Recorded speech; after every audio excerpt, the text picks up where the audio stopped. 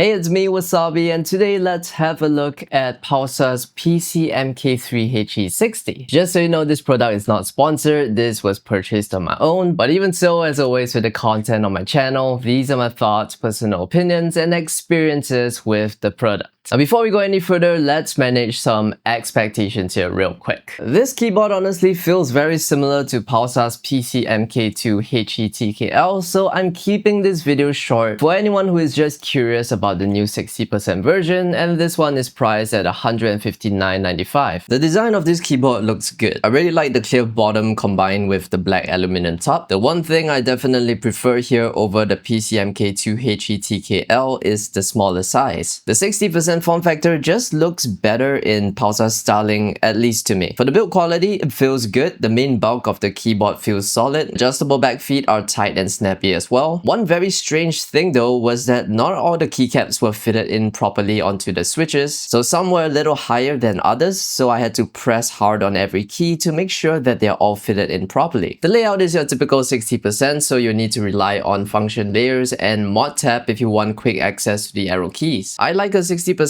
layout like this because it's nice for freeing up desk space and easy to move my keyboard around my desk because I shoot a lot of videos. Mod tab is just the most brilliant thing that Wooting came up with, and you have it here as well. The keycaps are really nice, quality feels good, they are nice and thick, and the legends are clear and consistent across all keys on my unit. Here you got Pulsar Get-Around switches. It's an open bottom magnetic switch design with dual rail sliders. Initial force of 30 ± 7 gram force, and a total travel of 4.1 ± 0.2 millimeters. You get the full travel range, which I feel is great for a gaming keyboard because that is a more traditional range, so if you're coming from a mechanical keyboard, it's gonna feel familiar. For me, these switches are very light to press and are not quite as snappy as I would like them to be for gaming. For typing, it's relaxing, but for gaming, it's very easy to fat finger your movement keys. It makes it a lot harder to use very sensitive settings, which kind of defeats the purpose of having a keyboard that can be set to be extremely sensitive. Also, these switches have a lot of stem wobble, which is basically the same experience of the PCMK2 HE TKL model.